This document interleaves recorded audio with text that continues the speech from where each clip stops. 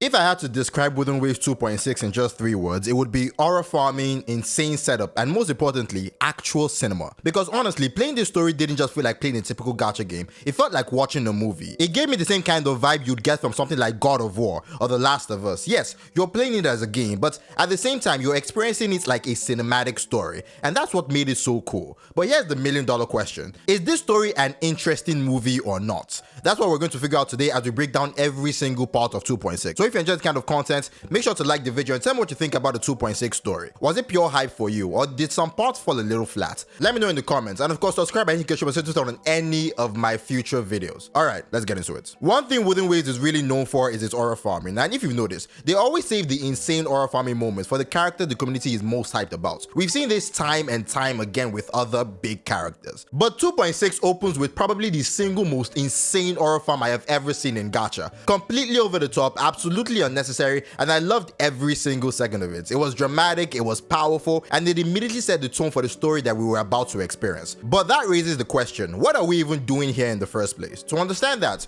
we need to go back a little bit and get some context. Back in the 2.5 story, we learned that we were invited to join in the hunt at the Sanguis Plateau. So now in 2.6, we're essentially here to dig deeper into that. Why were we chosen? Why the sudden interest in the rover? And I really like the approach the game takes here. Yes, we as the players know the rover is the main character, the center of everything, but the world of Wuthering Waves really doesn't. Like, why would they invite an outsider to this hunt? And I appreciate the self-awareness. The game doesn't just rely on the main protagonist's excuse, it actually works to give us a reason, a real explanation for why the rover was chosen, and that makes the story feel much more grounded. We also asked about the journey in paradise, and events mentioned by Fenrico way back at the 2.5 Rollover story quest. And the way Fenrico described it, it sounded almost like the ultimate goal of the Thrunodian, something so dangerous that we should do everything in our power to prevent it, because if they succeed, it could spell the end of Renacita. But when we asked Augusta about the same event, she brushed it off as something almost laughable. And that difference in tone is something that really stood out to me. We also brought up the artifacts left behind by Imperator, something we first learned about way back in 2.4, and this time,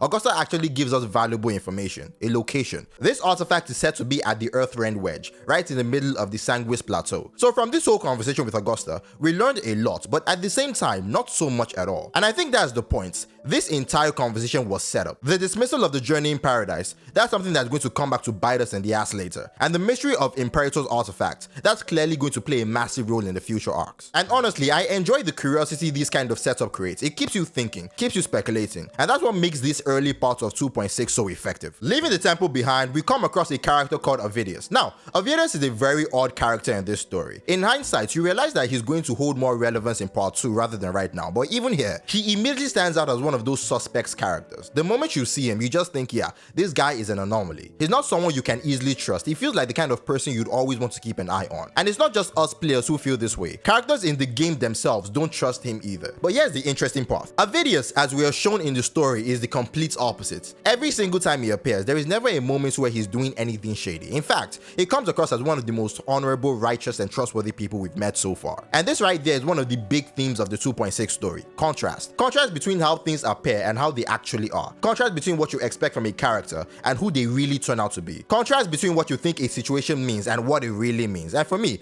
Avidius perfectly embodies that. It was an interesting addition to this arc precisely because of how we played with our expectations. Anyway, we follow Avidius to go meet Augusta, and once we finally rendezvous with her, that's when our journey to the hunting grounds begin. Now, calling it a journey might be a little misleading because literally 5 seconds into it, we're ambushed by a monster. And this isn't just any fight, it's one of those cinematic action-packed sequences that 2.6 does so well. But more than how flashy it looked, what really stood out to me was the fact that we were finally fighting with Augusta. This is a character who's been teased ever since we first stepped into Septimons. She's been built up, aura farmed, hinted at constantly. And here, for the first time, we get to stand side by side with her in battle. And this was a moment that just felt cool. Now, during the battle, the beast ends up escaping, and naturally, we try to chase after it, but Augusta stops us. And that's when we find out that this entire encounter wasn't just random. The fight with that beast was all part of an elaborate plan laid out by Augusta. A plan whose purpose only becomes clear as the story continues. From there, we head with Augusta to the encampment, and it's in here we're hit with 3 huge pieces of information that are absolutely central to the story moving forward. The first one ties us back to the Earthrend Wedge. You see, as we already know, the Earthrend Wedge is where Imperator's artifact is located. But what makes it so important is that due to the artifact, the Earthrend Wedge has the power to sever the link between the Dark Tide and the Thrunodian, and that alone makes the wedge arguably the single most important location in the entire Sanguis Plateau. And fittingly, it's also where the final battle of this chapter takes place. place. The second piece of information we learn ties back to Augusta herself. Way back in her interlude quest, we discovered something peculiar. She hears voices. And in the 2.6 story, that detail gets pushed even further. There are so many moments where we see her reacting to these voices, clearly haunted by them. Now, what's fascinating is that the story never really tells us who is speaking to her. We can assume it is the Threnodian itself, but at the end of the day, that is still an assumption. But the fact that she's even being spoken to at all is huge. It hints at something deeper,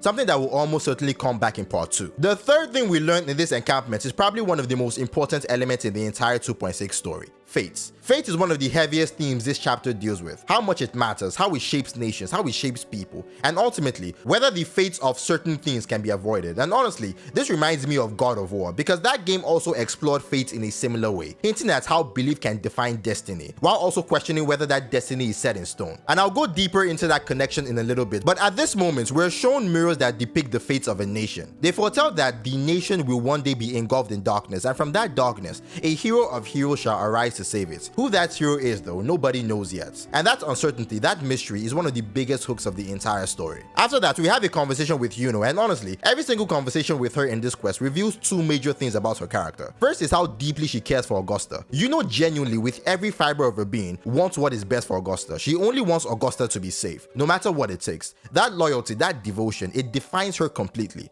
And seeing that kind of bond is honestly pretty powerful. The second though is just how afraid of fate she is. Yuno is a priestess, and one of the powers given to the priestesses of Septimont is the ability to peer into the future, to glimpse the fates of people, events, even entire nations. But Yuno has seen enough of that future to know that she wants no part of it. She is terrified of what she might see, and that fear runs so deep that she actually traded away the power of foresight for something else entirely, a power that allows her to affect the dark tide directly. But here's the dangerous part. Every time she uses that power, she loses a piece of herself. Now, the game doesn't outright spell this out, but when you connect the dots, it is clear this isn't just about sacrifice. Yes, it shows just how much she's willing to give up to fight the dark tide, but even more than that, it shows the depth of her fear. She would rather destroy herself piece by piece than be forced to confront the fate she might see. And to me, that gives Yuno so much more depth. She's not just Augusta protector or a priestess with special abilities. She's someone defined by both love and fear, devotion and hatred, and that contrast makes her incredibly compelling. After our conversation with Yuno, we then meet with Lilibet, the head priestess of the temple, and in that exchange, we learn something fascinating about ourselves as the rover. We are described as the void, a being of unknowable fates. Now, I love how the game presents this because it's deliberately left open to interpretation. What does it really mean to be a void? What does it mean to have unknowable fates? And to me, this dialogue might actually hint at why the rover chose to wipe their memory in the first place. Here's my crack theory. What if the rover willingly erased their past, erased their identity, to become this void, to become an anomaly, a being outside of fate, a being that fate itself cannot grasp, cannot predict, cannot control? Because think about it, if fate is just a grand prediction engine, mapping out the paths people are most likely to take, then a person with no memory, no set identity, no predictable anchor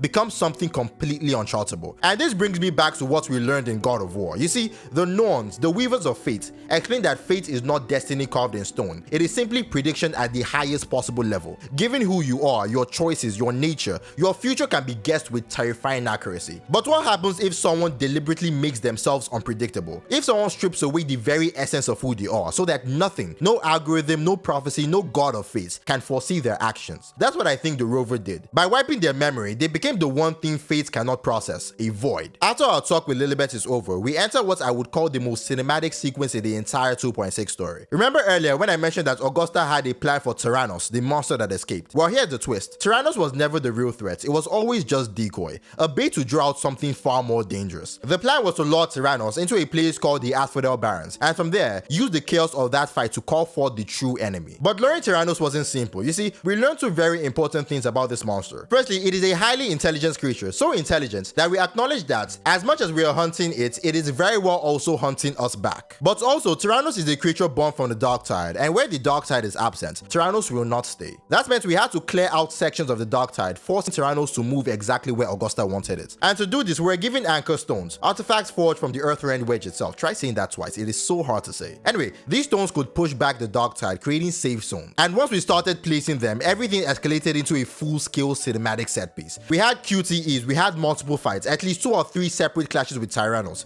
each one meant to drive it further out of its territory. At times, Tyrannos would even chase us across the field in these high-intensity sequences, and the sheer spectacle of it all caught me off guard. Honestly, I have to give Wuthering Waves credit here. The direction they took with this encounter was masterful. The pacing, the transitions, the way the set pieces snapped into place. It felt like something out out of a movie, a fully choreographed sequence that kept building and building until it hit that perfect peak. We finally lured Tyrannos into the Asphodel Barrens, and that's where the big showdown happens. Now, the fight itself had this really clever touch. One of the mirrors that we had seen earlier was actually brought to life during this battle. Seeing something that we studied in the ruins suddenly play out in real time was such a cool narrative detail. But after the fight, just when it seemed like Tyrannos would escape again, that's when the actual prey reveals itself, the monster we have been hunting for all along, the false sovereign. And with its arrival, the entire tone shifted, because this is where we finally understand why Yuno is so terrified of fate. Upon the appearance of the false sovereign, she saw visions, horrible visions of what would come. A fate where Augusta fell in battle, a fate where the entire nation of Septimons burned to ashes. And in that moment, a fear of fate really made sense. It wasn't just dread, it was a burden of knowledge, of seeing the possible end before it even arrives. In everything going on, the false sovereign had managed to escape, and in between its escape and our decision to chase it, two very important things happened. The first one concerns Augusta. You see, anyone who knows even a little of a story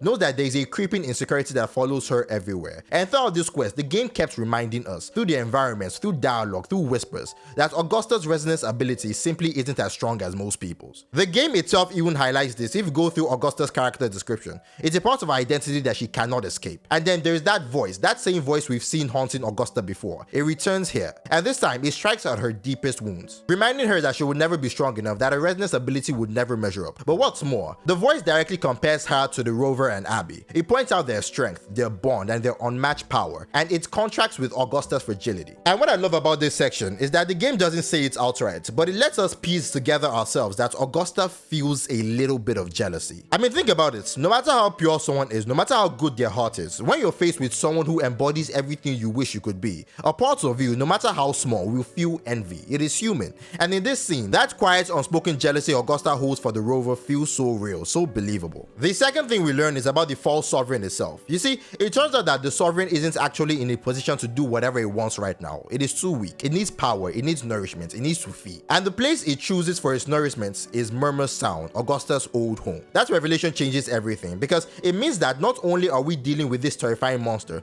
but we're heading straight into Augusta's past. Now, before I dive into the backstory itself, I just have to talk about the visuals, because maybe it's just me, but Murmur Sound might be the most visually stunning place in the entire Sanguis Plateau. It is absolutely beautiful. When we first set foot in Murmur Sound, it is in this abandoned state, a ghost town completely overtaken by decay. And yet, even in that abandoned form, it is breathtaking. The art direction makes it haunting but gorgeous at the same time. But then comes the real magic. You see, as we move deeper into Murmur Sound, we discover that it holds a Sorono, a gateway that lets us step into a past version of that town. And the way the game transitions between the present and the past is nothing short of incredible. The shift is seamless, cinematic, and absolutely stunning. And for me, it was one of those genuine wow moments. Now, when we finally enter the past, we're greeted by a young Augusta talking with her childhood friend Angel, a moment that sets the stage for everything to come. Now, in this conversation between young Augusta and Angel, two things really stand out. First, we see the origin of Augusta's insecurity. Even as a child, she already understood that her resonance ability wasn't strong enough, and the person she was confiding in, Angel, just so happens to have a stronger resonance than her. And again, it is not outright jealousy, but there is this sense of awe, this quiet admiration that Augusta holds towards Angel. And you can almost feel how that same emotion, respect laced with a tinge of envy, is echoed in how Augusta interacts with the rover right now. The second big thing we learn is about a place that's been woven through the entire 2.6 story, Main's Deep. Legends say that if a hero goes there, they can hear the voice of past heroes, and in doing so, strengthen their resonance. But the game makes it clear that that legend isn't the whole truth. Main's Deep hides something much darker. But still, we know that Avidius himself once went there, and it's part of why his name carries so much weight. And here, in Augusta's childhood memory, Main's Deep comes up again. Augusta dreams of going there with Angel, not just for the glory, not just for the hero's renown, but because maybe, just maybe, it could be a chance to finally strengthen her resonance ability. Continuing with Augusta's backstory, we finally learn where she got her signature weapon, the very same one we saw her wield in her trailer. It wasn't just any weapon, it was left behind by a Septimonian warrior who died trying to protect her during the Dark Tide's invasion. Where we're at right now is the moment where the Dark Tide came crashing into her homeland. But here's where things get really interesting. This is the origin of that voice inside Augusta's head. We never see exactly what it is, but whatever it was, it left its mark permanently. You see, Augusta and Angel are shown fleeing for their lives, and Angel hides in a tree, but Augusta, despite her fear, chooses to stand her ground and fight against the beast that was pursuing them. But then came the cruel twist. Augusta's weakness is laid bare. You see, instead of fighting her, the beast completely ignores her, like she isn't even worth the effort. Instead, it goes straight for Angel, essentially declaring Augusta as so insignificant to even acknowledge. Now, we aren't shown these moments directly, but Augusta later tells her that after the beast went for for Angel, Angel transformed into something no longer human. And that was the last time Augusta ever saw her friend. And honestly, depending on what kind of player you are, this backstory might feel like either the weakest or the strongest part of the entire game. And for me, it leans towards the latter, because more than anything, it feels like the devs weren't just trying to give Augusta a tragic past, they were trying to expose her deepest insecurity. We've always known that Augusta has struggled with the feeling of not being strong enough, that she constantly needs to prove herself just to be acknowledged. But at the same time, she is the effort of Septimons, which means she is forced to wear this unshakable mask of strength at all times. That's why this backstory works. It pulls off that mask and shows us her softer, weaker, more vulnerable side. And even if the events themselves might not be the most epic, I honestly think that this is one of the strongest narrative beats in the entire story. Now, upon leaving the Serrano, we realized that it gave us exactly what we needed to finally lord the false sovereign. This is it, the setup for our climatic battle. But before we dive into that fight, the story slows down for an important moment with Avidius. Remember how at the start we said Avidius looked like a bad guy, but deep down he seemed good? Well, here the story complicates that even further. It turns out that both sides of the arguments were right. At its core, Avidius is a genuinely good person, but there's also something darker beneath the surface, something we only catch a glimpse of here, and you know that this hidden side is only going to explode in the part 2 of the story. It's another one of those moments that captures the theme of contrast in the story, and in this case, it doesn't just add depth to Avidius, it also perfectly sets the stage for what is to come. Now, before the final battle, we have this conversation with Yuno. Remember what I said earlier, that throughout the entire story, Yuno carried this quiet fear of fate, this anxiety that she didn't know how to overcome. But the irony is, up until now, Augusta was the one who stood tall against fate. She was always the one who said that she could punch through it, that fate had no hold on her, that she would carve her own path. But in this moment, everything flips. Augusta is now the one shaking, the one asking, what if we don't win? What if my fate is already sealed? What if none of it matters? It's the first time we truly see her doubts. And that's where Yuno steps in. This time, she's the one who refuses to back down. She pushes past her own fear of fate and tells Augusta that if fate cannot be stopped, then they'll just outrun it, catch it, and punch it in the face. And honestly, this was a powerful moment because it wasn't just cold dialogue, it was the combination of Yuno's growth. She went from fearing fate to facing it head on, and in doing so, she gave Augusta the strength to stand back up. But here's the thing, and this is honestly the most shocking part. Right now, Yuno might not even exist, and I wouldn't have noticed this if I hadn't seen a post online pointing it out and then tested it for myself. If you go to an NPC in the Sanguis Plateau, someone who absolutely know who Yuno is, they actually react with confusion when you bring her up. And even more bizarre, if you check Augusta's voice lines, there isn't a single one about Yuno, none. And that's insane because the story never kept much emphasis into the moments of her disappearance. Think about it. The last we saw her, she said she would hold off the darkness with her powers. I mean, we already knew that she was eating away at her existence bit by bit with that ability, but the idea that she doesn't exist at all, that's something you'd expect the game to make clear to us, the players. And although the game showed us a bit of it, the game never really made it clear. So the fact that Yuno may already be erased and the game only lets you notice if you pay very close attention is wild, because honestly, if I hadn't read that post, I still have no idea. And that's what makes me even more eager for part 2, because now I want to see exactly how the game handles this. Will Yuno be gone forever? Will she return? Or is this one of those sacrifices that changes everything about the story moving forward? Now we head to the final battle against the false sovereign. But before that fight even begins, something completely unexpected happens. Augusta turns her sword against us. And honestly, this caught me, you, and really everybody off guard, because why was she doing this? You see, it turns out that the reason was to fulfill a prophecy. Remember when we talked about the hero of heroes, that legendary title that no one truly claimed? Well, Augusta always believed that the rover was the hero of heroes. That's why she let us join on in this hunt in the first place, because deep down, she thought we were destined for that role. So this fight wasn't betrayal, it was a way of fulfilling that prophecy. But in the middle of this battle, the voice returns again, tells her to seek more power, all the usual whispers of corruption. And then in the chaos, Augusta is devoured by the false sovereign. And what follows is honestly one of the most beautiful scenes in the entire arc. You see, in order for Augusta to be free, she had to strip herself down. Not just her strength, but her very symbols of power. She dismantles her sword, she removes her crown, she lets go of everything that defined her as untouchable. And the way I interpreted this scene was pretty simple. Yes, there was darkness everywhere, yes, there was corruption, but this was mainly about Augusta letting go of her insecurity. The one thing she's carried her entire life. For the first time, she accepts herself fully. And this entire sequence was just absolutely awesome. Augusta eventually breaks free from the false sovereign, and what follows is an absolutely insane climactic battle. Augusta and the rover side by side against the sovereign itself. It's everything the story had been building toward. The two of them finally united, fighting not just for themselves, but for all of Septimons, and together, they come out on top. But the real ending isn't just the sovereign's defeat, it's what happens after. We finally get the artifact from the Earthrend Wedge, but we really don't know what it is, or how to open it, or anything about it. And obviously, this is more set up for part 2. But more importantly, the story closes with an acknowledgement, our acknowledgement of Augusta as the true hero of heroes. Because throughout everything, the rover has always felt that Augusta carried that title far more than they ever did. And Augusta accepts it. She agrees that her actions, her sacrifices, her strength all place her in that role. But here's the twist. She still insists that the rover is also the hero of heroes. So they come to this conclusion. Why can't there be two? Why can't the title be shared? And just like that, Septimus now has not one, but two hero of heroes, Augusta and the rover. A dual legacy. And that's how part 1 of the 2.6 story wraps up. And honestly, it was a pretty satisfying end. So what do I think of the 2.6 story? As I said earlier, 2.6 felt more like a movie than a game. And I can 100% say that this was a pretty damn good movie. Now yes,